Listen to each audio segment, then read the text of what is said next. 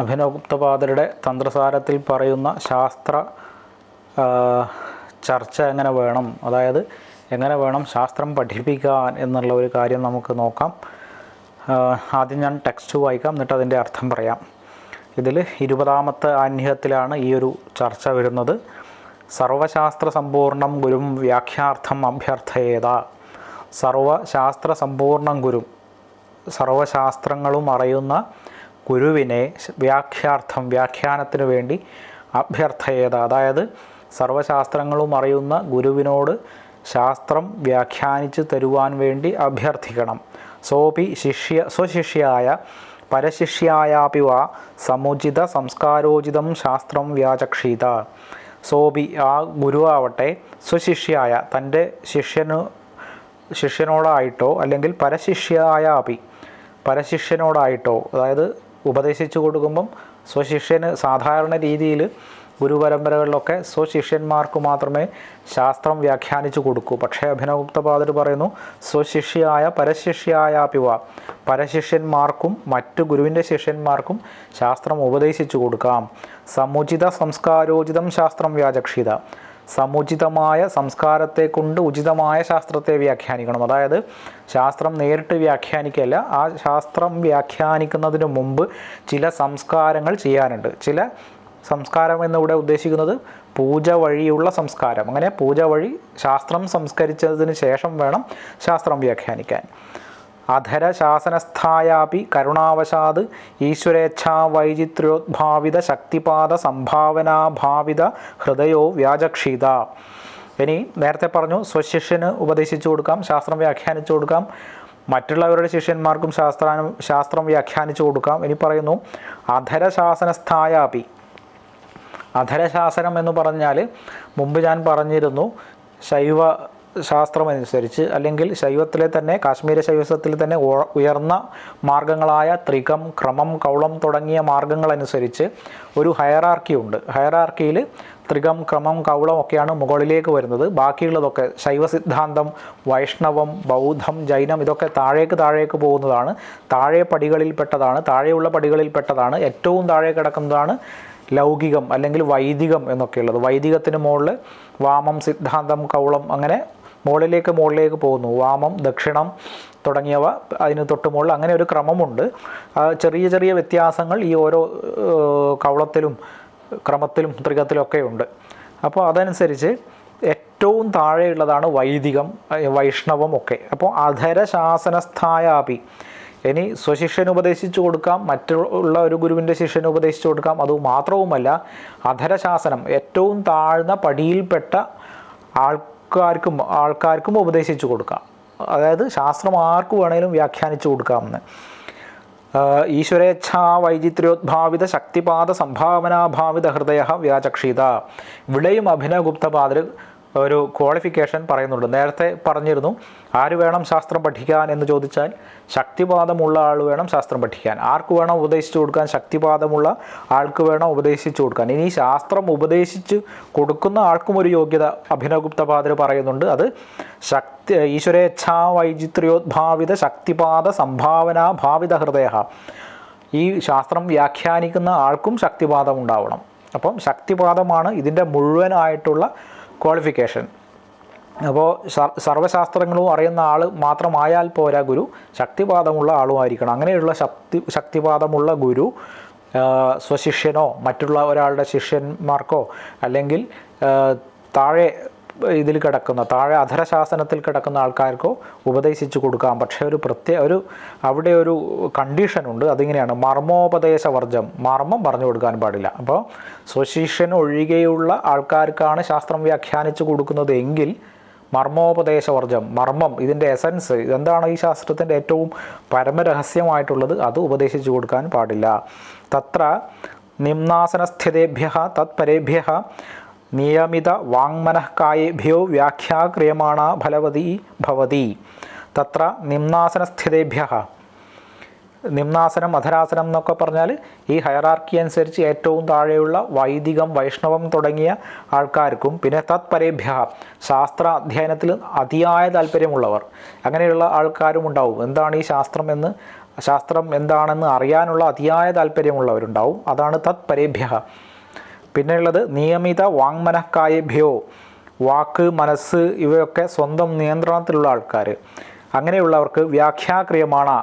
അങ്ങനെയുള്ള ആളുകൾക്കാണ് ശാസ്ത്രം വ്യാഖ്യാനിച്ചു കൊടുക്കുന്നതെങ്കിൽ ഫലവതി ഭവതി. ഈ ശാസ്ത്ര വ്യാഖ്യാനം കൊണ്ട് എന്താണോ ഫലം, എന്താണോ ഉദ്ദേശിക്കുന്നത് അതുണ്ടാവും. അപ്പോൾ ഇതൊക്കെയാണ് കണ്ടീഷൻ. ശക്തിവാദം വേണം. ഈ ശാസ്ത്രത്തിൽ അതിയായ താല്പര്യമുള്ള ആളുകൾക്ക് മാത്രമേ ഈ ശാസ്ത്രം ഉപദേശിച്ചു കൊടുക്കാൻ പാടുള്ളൂ. അതുമാത്രവുമല്ല, വാക്കും മനസ്സൊക്കെ കുറച്ചൊക്കെ സ്വന്തം കൺട്രോളിലുള്ള ആളുമായിരിക്കണം. അങ്ങനെയുള്ള ആൾക്ക് വേണം.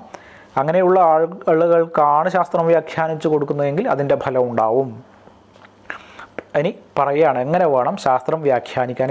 അതിൻ്റെ റിച്വലാണ് ഇനി പറയാൻ പോകുന്നത്. പ്രഥമം ഗന്ധാതിലിപ്തായാം ഭുവി ഉല്ലിഖ്യ സങ്കല്പ്യവാ പത്മാധാരം. പ്രഥമം ആദ്യം ചെയ്യേണ്ടത് ഗന്ധാതിലിപ്തായാം ഭുവി, ചന്ദനം മെഴുകിയ ഭൂമിയിൽ, ഗന്ധാതി എന്ന് പറഞ്ഞാൽ ചന്ദനം തുടങ്ങിയ സുഗന്ധദ്രവ്യങ്ങൾ കൊണ്ട് മെഴുകിയ ഭൂമിയിൽ പത്മാധാരം ഉല്ലിഖ്യ സങ്കല്പ്യവ, അവിടെ പത്മം കൊണ്ടൊരാധാരം, പത്മം കൊണ്ടുള്ള ആധാരം അല്ലെങ്കിൽ പത്മമാകുന്ന ആധാരം, അതായത് അവിടെ ഈ താന്ത്രിക പൂജകൾക്ക് ഉപയോഗിക്കുന്ന ചില പത്മങ്ങളുണ്ട്. ആ പത്മങ്ങളിൽ ഒരു പത്മം, അത് അഷ്ടദള പത്മം എങ്ങനെ വേണമെങ്കിൽ നമുക്ക് എടുക്കാം. തൽക്കാലം അഷ്ടദളം എന്നെടുക്കാം. അവിടെ ഒരു അഷ്ടദള പത്മം സങ്കല്പ്യ അല്ലെങ്കിൽ ഉല്ലിഖ്യ. ഒന്നുകിൽ അവിടെ ഒരു അഷ്ടദള പത്മം സങ്കല്പിക്കാം, അല്ലെങ്കിൽ അവിടെ അഷ്ടദള പത്മം വരയ്ക്കാം. അതിനുശേഷം ചതുരശ്രം പത്മത്രയം, 4 എതളുകളോട് കൂടിയ 3 പത്മങ്ങൾ, അതിനാണ് ചതുരശ്ര പത്മം. ശാസ്ത്രം ആദ്യം നമ്മൾ അഷ്ടദള പത്മം ആണ് വരച്ചിട്ടുള്ളത്. ആ അഷ്ടദള പത്മം പ്രധാനമായും ഈ ശാസ്ത്രം അതിൽ വെക്കാൻ വേണ്ടിയിട്ടുള്ളതാണ്. അത് കഴിഞ്ഞാൽ 3 ചതുർദള പത്മങ്ങൾ വരയ്ക്കുക. ചതുരശ്രം പത്മത്രയം. ഇനി പത്മമധ്യേ വാഗീശീം, ആ 3 ചതുരശ്ര പത്മങ്ങളിൽ നടുവിലത്തേതിൽ വാഗീശിയെ വാഗ്ദേവതയെ ആവാഹിച്ച് പൂജിക്കുക. വാമദക്ഷിണയോഹോ ഗണപതി ഗുരുഞ്ച പൂജയേത്. വാമദക്ഷിണയോഹോ, ഇടതുഭാഗത്ത് ഗണപതിയെയും വലതുഭാഗത്ത് ഗുരുവിനെയും പൂജിക്കുക. അതായത് ചതുരശ്രത്തിൻ്റെ 3 പത്മങ്ങൾ, നടുവിലത്തേതിൽ വാഗീശിയെ പൂജിക്കുക, വാഗ്ദേവതയെ പൂജിക്കുക, ഇടത്ത് ഗണപതിയെയും വലത്തുള്ള ചതുരശ്ര പത്മത്തിൽ ഗുരുവിനെയും പൂജിക്കുക. ആധാരപത്മേ വ്യാഖ്യേയ കൽപ്പദേവതാം. ഇനി നമ്മൾ നേരത്തെ ഒരു അഷ്ടദളത്തിൻ്റെ കാര്യം പറഞ്ഞിരുന്നു. ഈ അഷ്ടദളത്തിൽ ആധാരപത്മം, അതാണ് ആധാരപത്മം. അതിൽ വ്യാഖ്യേയ കൽപ്പദേവതാം, വ്യാഖ്യാനിക്കാൻ പോകുന്ന ശാസ്ത്രത്തിലെ പ്രധാന ദേവത ആരാണോ ആ ദേവതയെ പൂജിക്കുക. അതായത് ത്രികശാസ്ത്രത്തിൻ്റെ ഗ്രന്ഥമാണ് നമ്മൾ വ്യാഖ്യാനിക്കാൻ പോകുന്നത് എങ്കിൽ അതിൽ പര എന്നുള്ള ദേവതയെ പൂജിക്കണം. അതായത് ത്രികശാസ്ത്രത്തിൻ്റെ ഏറ്റവും പ്രധാന ദേവത എന്ന് പറയുന്നത് പര ആണ്. ഇനി ക്രമശാസ്ത്രമാണ് വ്യാഖ്യാനിക്കാൻ പോകുന്നത് എങ്കിൽ കാലസംഘർഷണിയാണ് പ്രധാന ദേവത, കാളിയാണ് പ്രധാന ദേവത. ഇങ്ങനെ ഓരോരോ ശാസ്ത്രത്തിനും ഒരു പ്രധാന ദേവതയുണ്ട്. അപ്പോൾ ആ ശാസ്ത്രത്തിലെ പ്രധാന ദേവത ആരാണോ ആ ദേവതയെ വേണം ആ ആധാരപത്മത്തിൽ പൂജിക്കാൻ. വ്യാഖ്യേയ കൽപ്പദേവതാം, ഈ ദേവതയെ വേണം അഷ്ടദളത്തിൽ പൂജിക്കാൻ. തതഃ സാമാന്യാർഘ്യപാത്രയോഗേന ചക്രം തർപ്പയേത്. ഇനി പറയാൻ പോകുന്നത് കുറച്ച് രഹസ്യമായ പൂജകളാണ്. മുമ്പ് പറഞ്ഞതുപോലെ കാശ്മീര ശൈവ സമ്പ്രദായം രഹസ്യ സമ്പ്രദായമാണ്. ഇതിലെ പൂജകളും കുറച്ച് രഹസ്യമാണ്. ഇതിലെ പൂജാ രീതികൾ അറിയില്ലെങ്കിൽ ഈ പറയുന്ന കോഡ് ഭാഷയൊന്നും മനസ്സിലാവില്ല. തതഃ സാമാന്യാർഘ്യപാത്രയോഗേന ചക്രം തർപ്പയത്. ഇവിടെ ഉദ്ദേശിക്കുന്നത് ഇനി ഈ ചക്രം തർപ്പയത് എന്ന് പറഞ്ഞാൽ ഇവിടെയുള്ള ഈ പറഞ്ഞ ഗ്രന്ഥത്തെ ഇനി പൂജിക്കണം. തതോ വ്യാചക്ഷീത സൂത്ര പടല ഗ്രന്ഥം. അത് കഴിഞ്ഞാൽ ഈ ഗ്രന്ഥത്തെ പൂജിച്ചു കഴിഞ്ഞാൽ, ഗ്രന്ഥത്തെ പൂജിക്കുക എന്നുകൊണ്ട് ഉദ്ദേശിക്കുന്നത് ഗ്രന്ഥത്തിലെ പ്രധാന ദേവത ആരാണോ ആ ദേവതയെ പൂജിച്ചു കഴിഞ്ഞാൽ തതോ വ്യാചക്ഷീത, ശാസ്ത്രം വ്യാഖ്യാനിക്കണം. അതായത് ശാസ്ത്രവ്യാഖ്യാനം തുടങ്ങുന്നതിന് മുമ്പ് ഏതൊരു ദേവതയാണോ ആ ശാസ്ത്രത്തിൽ പ്രധാനമായിട്ട് പറഞ്ഞിട്ടുള്ളത് ആ ദേവതയുടെ പൂജ ചെയ്തതിന് ശേഷം വേണം ശാസ്ത്രം വ്യാഖ്യാനിക്കാൻ. അല്ലാതെ നേരിട്ട് ശാസ്ത്രം പഠിക്കലോ നേരിട്ട് ശാസ്ത്രം വ്യാഖ്യാനിക്കലോ അല്ല. ഗുരുമുഖത്ത് നിന്നാണ് ശാസ്ത്രം കേൾക്കുന്നത്. ആദ്യം അത് കേൾക്കുന്നത് തന്നെ ഒരു പൂജാമധ്യത്തിലാണ്, ഒരു പൂജാവേളയിലാണ്. പൂജയാണ് സന്ദർഭം. ആ സന്ദർഭത്തിൽ വെച്ചിട്ടാണ് ശാസ്ത്രം വ്യാഖ്യാനിച്ച് തരുന്നത്. എങ്ങനെ വേണം? വ്യാചക്ഷീത സൂത്രവാക്യ പടല ഗ്രന്ഥം. സൂത്രം, വാക്യം, പടലം, പിന്നെ ഗ്രന്ഥം, ഇങ്ങനെ വേണം വ്യാഖ്യാനിക്കാൻ. അതായത് ഒരു ഗ്രന്ഥത്തിൽ ആദ്യം സൂത്രങ്ങൾ വ്യാഖ്യാനിക്കണം, ഓരോ സൂത്രവും എടുത്ത് വ്യാഖ്യാനിക്കണം. അതിനുശേഷം വാക്യം, പിന്നെ സൂത്രങ്ങൾ ചേർന്ന് അത് പിന്നെ വാക്യവും. വാക്യം എന്ന് പറഞ്ഞാൽ കുറച്ചധികം വാക്കുകൾ ചേർന്നത്, സൂത്രങ്ങൾ ചേർന്നത് എന്നൊക്കെ അർത്ഥം. അപ്പോൾ ഓരോ സൂത്രവും പരസ്പരം ബന്ധിപ്പിച്ച് വേണം വ്യാഖ്യാനിക്കാൻ. അതാണ് വാക്യം. പിന്നെ പടലം, ആ വാക്യത്തിൻ്റെ വലിയൊരു വിഭാഗമാണ് പടലം. കുറേ വാക്യങ്ങൾ ചേർന്നാണ് ഒരു പടലം എന്ന് പറയുന്നത്. അത് ഒരു അധ്യായത്തിലെ ഏറ്റവും സൂക്ഷ്മമായ ഭാഗമാണ് സൂത്രം. സൂത്രത്തിലും വലുതാണ് വാക്യം. സൂത്രങ്ങൾ ചേർന്ന് വാക്യമാവും, വാക്യങ്ങൾ ചേർന്ന് പടലമാവും, കുറേ പടലങ്ങൾ ചേർന്ന് ഗ്രന്ഥമാവും. അപ്പം വ്യാഖ്യാനിക്കുമ്പം ഏറ്റവും സൂക്ഷ്മമായ അംശം മുതൽ ഏറ്റവും സ്ഥൂലമായ അംശം വരെ വ്യാഖ്യാനിക്കണം. അതായത് വ്യാഖ്യാനിക്കുന്ന സമയത്ത് എല്ലാം പരസ്പരം ബന്ധപ്പെടുത്തിയിട്ട് വേണം വ്യാഖ്യാനിക്കാൻ. ഒരു സൂത്രത്തിൽ നിന്നും മറ്റൊരു സൂത്രത്തിലേക്ക് കടക്കുമ്പോൾ ഈ രണ്ട് സൂത്രങ്ങളും തമ്മിലുള്ള ബന്ധം എന്താണ് എന്നൊക്കെ പറഞ്ഞുകൊണ്ട് വേണം വ്യാഖ്യാനിക്കാൻ. അതായത് മുഴുവൻ ഗ്രന്ഥവും പരസ്പരം ബന്ധപ്പെട്ട് കിടക്കുന്നു, അതിലെ മുഴുവൻ ആശയവും പരസ്പരം അങ്ങോട്ടും ഇങ്ങോട്ടും ബന്ധപ്പെട്ട് കിടക്കുന്നു എന്ന രീതിയിൽ വേണം ശാസ്ത്രം വ്യാഖ്യാനിക്കാൻ. സൂത്രവാക്യ പടല ഗ്രന്ഥം. പിന്നെ പൂർവ അപര വിരുദ്ധം കുറുവൻ, പൂർവാപര വിരുദ്ധം കുറുവൻ. വ്യാഖ്യാനിക്കുന്ന സമയത്ത് ശ്രദ്ധിക്കേണ്ടത് പരസ്പര വിരുദ്ധങ്ങളായി പോകരുത്. അതായത് മുമ്പൊരു കാര്യം പറഞ്ഞു, അത് കഴിഞ്ഞ് കുറച്ച് കഴിഞ്ഞ് പറയുന്ന കാര്യം മുമ്പ് പറഞ്ഞതിനോട് വിരുദ്ധമാണോ അല്ലയോ എന്നൊക്കെ ആലോചിച്ചിട്ട് മാത്രമേ ശാസ്ത്രം വ്യാഖ്യാനിക്കാൻ പാടുള്ളൂ. മുമ്പ് പറഞ്ഞ കാര്യങ്ങൾക്ക് ഒരിക്കലും വിരുദ്ധമാവാൻ പാടില്ല ഇനി പറയാൻ പോകുന്ന കാര്യങ്ങൾ. അപ്പോൾ എപ്പോഴും ഒരു കൃത്യമായ ഒരു സ്റ്റാൻഡ് ഉണ്ടാവണം എന്നർത്ഥം. പിന്നെ തന്ത്രാവൃത്തി പ്രസംഗ സമുച്ചയ വികൽപ്പാദി ശാസ്ത്രന്യായ ഔചിത്യേന പൂർവം പക്ഷം സമ്യക് ഘടയിത്വ സമ്യക് ച ദൂഷയൻ സാധ്യം സാധയൻ. ഇനി ശാസ്ത്രവ്യാഖ്യാനത്തിൻ്റെ രീതി വിസ്തരിച്ച് പറയുകയാണ്. ഈ ഒരു ഭാഗം വിസ്തരിച്ച് കാണണമെങ്കിൽ തന്ത്രാലോകം നോക്കണം. തന്ത്രാവൃത്തി പ്രസംഗ പറയുന്ന കാര്യങ്ങൾ, ചില കാര്യങ്ങൾ ആവർത്തിച്ച് പറയണം. ശാസ്ത്രത്തിൻ്റെ ഒരു വ്യാഖ്യാന രീതി എങ്ങനെയാണ്? ചില ഭാഗങ്ങൾ റിപ്പീറ്റ് ചെയ്തുകൊണ്ടേയിരിക്കണം. എന്നുവെച്ചാൽ ആ ആവർത്തിക്കുന്നത് വഴിയാണ് നമ്മുടെ മനസ്സിലേക്ക് ആ ആശയം കയറി വരിക. അപ്പോൾ ആവർത്തിക്കേണ്ട ഭാഗങ്ങളൊക്കെ ആവർത്തിച്ചുകൊണ്ടിരിക്കണം. പിന്നെ പ്രസംഗം എല്ലാം പരസ്പരം കണക്റ്റ് ചെയ്യണം. പറയാൻ പോകുന്ന ശാസ്ത്രം ആദ്യം തൊട്ട് അവസാനം വരെ മുഴുവൻ പരസ്പരം ബന്ധപ്പെടുത്തണം. പിന്നെ സമുച്ചയം, കൂട്ടിച്ചേർക്കേണ്ടതൊക്കെ കൂട്ടിച്ചേർക്കണം. അങ്ങനെ വേണം ശാസ്ത്രം വ്യാഖ്യാനിക്കാൻ. ഇതാണ് ശാസ്ത്രവ്യാഖ്യാന ശൈലി. പൂർവം പക്ഷം സമ്യക് ഘടയിത്വ. ഇനി ശാസ്ത്രവ്യാഖ്യാനത്തിൻ്റെ വേറെ രീതിയാണ് പൂർവപക്ഷവും സിദ്ധാന്തപക്ഷവും. പൂർവപക്ഷം എന്ന് പറഞ്ഞാൽ താൻ പറയാൻ പോകുന്ന ആശയങ്ങളിൽ നിന്ന് വ്യത്യസ്തമായ ആശയം പ്രകടിപ്പിക്കുന്ന ആൾക്കാരെയാണ് പൂർവപക്ഷികൾ എന്ന് പറയുന്നത്. അതായത് ഞാനൊരു ആശയം മുന്നോട്ട് വെക്കാൻ പോവുകയാണ്, ആ ആശയത്തിന് വിരുദ്ധമായ ആശയങ്ങൾ ആർക്കൊക്കെയാണോ ഉള്ളത് അങ്ങനെ ഉള്ള ആൾക്കാരെ ഞാൻ എൻ്റെ പൂർവപക്ഷമായിട്ട് കരുതും. അതിനെയാണ് പൂർവപക്ഷം എന്ന് പറയുന്നത്. വ്യത്യസ്തമായ അഭിപ്രായങ്ങൾ ഉള്ളവർ എന്നർത്ഥം. അങ്ങനെയുള്ള പൂർവപക്ഷങ്ങളെ ആദ്യം പറയണം. പൂർവപക്ഷം സമ്യക് ഘടയിത്വ. പൂർവപക്ഷങ്ങളെ മുഴുവൻ കൂട്ടിയോജിപ്പിച്ച് പറയണം. ആ പൂർവപക്ഷങ്ങൾ എന്തൊക്കെയുണ്ടോ അത് പറയണം. സമ്യക് ച ദൂഷയൻ. ഇനി പൂർവപക്ഷം ഉന്നയിക്കുക മാത്രമല്ല, അതിലുള്ള പ്രശ്നങ്ങളൊക്കെ ചൂണ്ടിക്കാട്ടി അതിനൊക്കെ നിരസിക്കുകയും വേണം. അതായത് പൂർവപക്ഷം ഉന്നയിക്കണം, പൂർവപക്ഷത്തിലുള്ള പ്രശ്നങ്ങൾ, പൂർവപക്ഷികൾ ഉന്നയിക്കുന്ന വാദങ്ങളിലുള്ള പ്രശ്നങ്ങൾ ചൂണ്ടിക്കാണിച്ച് അതിൽ ഓരോ തെറ്റും ചൂണ്ടിക്കാണിക്കണം. എന്നിട്ട് അതിനെ ദൂഷയൻ, അതിനെ നിന്ദിക്കേണ്ടതിനെ നിന്ദിക്കണം. എന്നിട്ടോ സാധ്യം സാധയൻ. സാധ്യം സാധയൻ എന്ന് പറഞ്ഞാൽ ഇനി താൻ പറയാൻ പോകുന്ന ആശയത്തെ നല്ല അരക്കിട്ട് ഉറപ്പിക്കുകയും വേണമെന്നർത്ഥം. അതായത് പൂർവപക്ഷത്തിൻ്റെ ദോഷങ്ങൾ എടുത്തു കാണിച്ചാൽ മാത്രം പോരാ, താൻ പറയാൻ പോകുന്ന ആശയത്തെ യുക്തിയുക്തമായി സാധിക്കുകയും വേണം. രണ്ടും വേണം. പൂർവപക്ഷം പറയണം, പൂർവപക്ഷത്തിലെ പ്രശ്നങ്ങൾ ചൂണ്ടിക്കാണിക്കണം, എന്നിട്ട് തൻ്റെ സിദ്ധാന്തപക്ഷം അവതരിപ്പിക്കണം. സിദ്ധാന്തപക്ഷം അവതരിപ്പിക്കുന്ന സമയത്ത് വളരെ യുക്തിസഹമായിട്ട് വേണം അത് അവതരിപ്പിക്കാൻ. അതാണ് സാധ്യം സാധയൻ. താത്പര്യവൃത്തിയും പ്രദർശയൻ. ഇനി ഈ എന്താണ് ഇതിൻ്റെ താത്പര്യം? ഈ സാധ്യപക്ഷം പറഞ്ഞു, ഇതാണ് ഞാൻ സ്ഥാപിക്കാൻ പോകുന്ന പക്ഷം. ഇനി ഈ പക്ഷം കൊണ്ട് എന്താണ് ഉദ്ദേശിക്കുന്നത്? ഇങ്ങനെയുള്ള മുഴുവൻ കാര്യങ്ങളും ശാസ്ത്രം വ്യാഖ്യാനിക്കുന്ന സമയത്ത് പറയണം. പടലാന്തം വ്യാചക്ഷിത. ഓരോ പടലം കഴിയുവോളവും ഇങ്ങനെ വേണം വ്യാഖ്യാനിക്കാൻ. അതായത് സൂത്രം മുതൽ പടലം വരെ കൃത്യമായിട്ട് ഈ പറഞ്ഞ മുഴുവൻ ശാസ്ത്ര സങ്കേതങ്ങളും ഉപയോഗിച്ച് വേണം വ്യാഖ്യാനിക്കാൻ. അധികം, എന്നാൽ അധികമായിട്ടൊന്നും പറയാനും പാടില്ല. അതായത് ഒരിക്കലും ശാസ്ത്രത്തിൻ്റെ ആ പരിധിയിൽ നിന്ന് വിട്ടുപോകരുത്. ശാസ്ത്രം വ്യാഖ്യാനിക്കുന്ന സമയത്ത് ശാസ്ത്രത്തിലുള്ളത് യുക്തിസഹമായി അവതരിപ്പിക്കണം. പൂർവപക്ഷവും സിദ്ധാന്തപക്ഷവും ഒക്കെ ശിഷ്യന്മാർക്ക് പറഞ്ഞ് മനസ്സിലാക്കി കൊടുക്കണം. ശിഷ്യന്മാരെ ഉദ്ദേശിക്കുന്ന സ്വശിഷ്യന്മാരോ മറ്റു ഗുരുക്കന്മാരുടെ ശിഷ്യന്മാരോ ആർക്കായാലും യുക്തിസഹമായിട്ട് വ്യാഖ്യാനിച്ചു കൊടുക്കണം. അധികം പറയാനും പാടില്ല. ശാസ്ത്രത്തിൻ്റെ പരിധി വിട്ടുപോകാനും പാടില്ല. അതാണ് അധികം. തത്രാപി വസ്തുന്തേ തർപ്പണം പൂജനം ഇതി യാവത് വ്യാഖ്യാസമാപ്തി.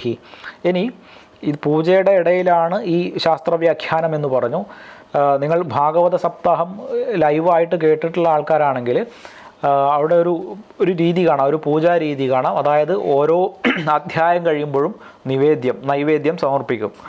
അതേപോലെ വസ്തുവന്തേ തർപ്പണം, ഓരോ ആശയങ്ങൾ, പ്രധാനപ്പെട്ട ആശയങ്ങൾ പറഞ്ഞു കഴിഞ്ഞാലും തർപ്പണം പൂജനം, അവിടെ ഒരു തർപ്പണവും പൂജയും ഒക്കെ ചെയ്യണം. അതായത് ഈ ശാസ്ത്രം വ്യാഖ്യാനിച്ചു കൊണ്ടിരിക്കുന്ന സമയത്ത്, പ്രധാനപ്പെട്ട ആശയങ്ങൾ പറയുന്ന സമയത്ത്, ഓരോ പടലങ്ങൾ കഴിയുന്ന സമയത്ത്, ഈ സമയത്തൊക്കെ ഇതിൻ്റെ സമാപ്തിയിൽ പൂജാ തർപ്പണം ഇവയൊക്കെ ചെയ്യണം. യാവത് വ്യാഖ്യാസമാപ്തി, ഇങ്ങനെ വ്യാഖ്യാനം കഴിയുന്നതുവരെ ചെയ്യണം. തതോപി പൂജയിത്വ, അതിനുശേഷം ഇങ്ങനെ ശാസ്ത്രം വ്യാഖ്യാനിച്ച് കഴിഞ്ഞാൽ, മുഴുവൻ വ്യാഖ്യാനിച്ച് കഴിഞ്ഞാൽ പൂജയിത്വ, ബാക്കി പൂജയുടെ ഒരു ഘട്ടത്തിലാണ് ഈ വ്യാഖ്യാനം ചെയ്യുന്നത്. ബാക്കി പൂജ മുഴുവനാക്കിയതിന് ശേഷം വിദ്യാപീഠം വിസർജ്യ, ഈ ആവാഹിച്ച ദേവതകളെയൊക്കെ വിസർജിച്ചിട്ട്, അതായത് അവരെയൊക്കെ ഉദ്വസിച്ചിട്ട്, ഉപലിപ്യ, ആ പത്മം വരച്ച ഭാഗം, നമ്മൾ നേരത്തെ അഷ്ടദളം ചതുർദള പത്മങ്ങളൊക്കെ വരച്ചു വെച്ചിരുന്നു, അതൊക്കെ വൃത്തിയാക്കി, അഗാധേ തത് ക്ഷേപയേത്, ഈ വൃത്തിയാക്കിയ പൂജക്ക് ഉപയോഗിച്ച സാധനങ്ങൾ മുഴുവൻ, അതായത് ആ പത്മം വരച്ച പൊടി, അതേപോലെ പുഷ്പങ്ങൾ, ഈ പൂജയ്ക്ക് എന്തെല്ലാം ഉപയോഗിച്ചുവോ, ഗ്രന്ഥമല്ലാതെ ബാക്കി എന്തൊക്കെ ഉപയോഗിച്ചുവോ അത് മുഴുവൻ അഗാധേ തത് ക്ഷേപയേത്, അത് നല്ല ആഴമുള്ള ജലാശയത്തിൽ കളയണം. ഇങ്ങനെയാണ് ശാസ്ത്രവ്യാഖ്യാനം.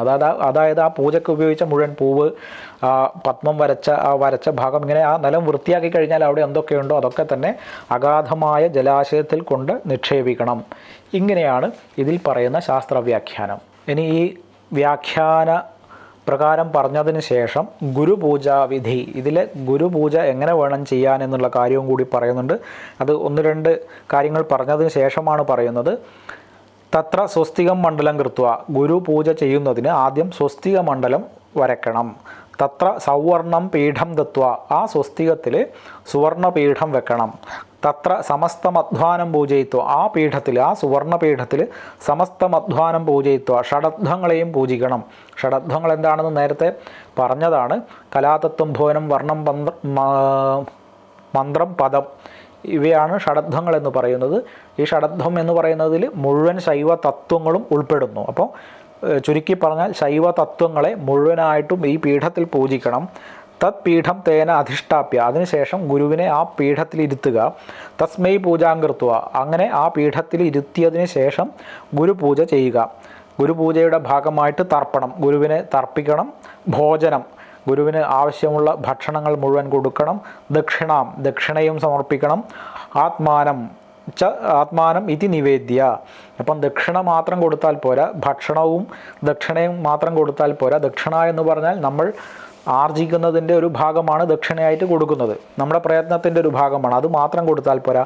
ആത്മാനം, തന്നെയും കൂടി ദക്ഷിണയായിട്ട് ഗുരുവിന് സമർപ്പിക്കണം. അപ്പോൾ തന്നെയും മുഴുവനായിട്ടും ഗുരുവിനെ സമർപ്പിക്കണം. ഇത് നിവേദ്യ, ഇത് മുഴുവൻ ഗുരുവിനെ സമർപ്പിച്ചിട്ട് നൈവേദ്യോച്ഛിഷ്ടം, ഇനി ഈ പൂജയുടെ ബാക്കി വരുന്ന കാര്യങ്ങൾ, അതാണ് നൈവേദ്യ ഉച്ഛിഷ്ടം എന്ന് പറയുന്നത്. അതായത് നൈവേദ്യത്തിൻ്റെ ഉച്ഛിഷ്ടം, ഈ പൂജയുടെ ഭാഗമായിട്ട് ഒരുപാട് നൈവേദ്യങ്ങൾ നിവേദിക്കും. അതായത് ഗുരുവിന് ഭക്ഷണം കൊടുക്കാൻ പറഞ്ഞിരുന്നു, അപ്പോൾ ഗുരുവിന് കൊടുത്ത ഭക്ഷണത്തിൻ്റെ ബാക്കി, അതാണ് നൈവേദ്യ ഉച്ഛിഷ്ടം. അത് പ്രാർത്ഥ്യ വന്ദിത്വ സ്വയം പ്രാശ്യ, ഗുരുവിനോട് അനുജ്ഞ ചോദിച്ച് ആ ഗുരുവിന് കഴിക്കാൻ കൊടുത്തതിൻ്റെ ബാക്കി സ്വയം സ്വീകരിക്കുക, സ്വയം കഴിച്ചിട്ട് ചക്രപൂജാങ്കുര്യാത്. ഇനി പറയുന്ന ഇതിൽ വേറെയും പൂജാ കാര്യങ്ങൾ പറയുന്നുണ്ട്, ആ പൂജ ചെയ്യണം. അപ്പോൾ ഏതൊരു പൂജ തുടങ്ങുന്നതിന് മുമ്പും ഈ ഗുരു പൂജ ചെയ്യണം. അത് ഒരു കാര്യം. അത് ഇതിൽ പറയുന്ന പ്രധാന പൂജകളുണ്ട്. ഈ തന്ത്രസാരത്തിലും തന്ത്രാലോകത്തിലൊക്കെ പലതരത്തിലുള്ള ചക്രപൂജകൾ പറയുന്നുണ്ട്. ആ ചക്രപൂജ തുടങ്ങുന്നതിന് മുമ്പ് ഈ രീതിയിൽ ഗുരുപൂജ ചെയ്തിട്ട് വേണം ചക്രപൂജ തുടങ്ങാൻ. അതൊന്ന്. പിന്നെ നേരത്തെ നമ്മൾ കണ്ട ശാസ്ത്രവ്യാഖ്യാനത്തിൻ്റെ ഭാഗമായിട്ട് ചെയ്യുന്ന പൂജ, അങ്ങനെ ശാസ്ത്രവ്യാഖ്യാനം നടത്തുന്നത് പോലും ഒരു പൂജയാണ്. പൂജയുടെ മധ്യത്തിലാണ് ശാസ്ത്രവ്യാഖ്യാനം. അതിന് ചില കണ്ടീഷൻസ് ഉണ്ട്. ഇതൊക്കെയാണ് നമ്മൾ ഈ ഒരു 20ാമത്തെ അധ്യായത്തിൽ കണ്ടിട്ടുള്ളത്. ഈ ഒരു കാര്യത്തെക്കുറിച്ചാണ് ഇത്ര നേരം പറഞ്ഞത്.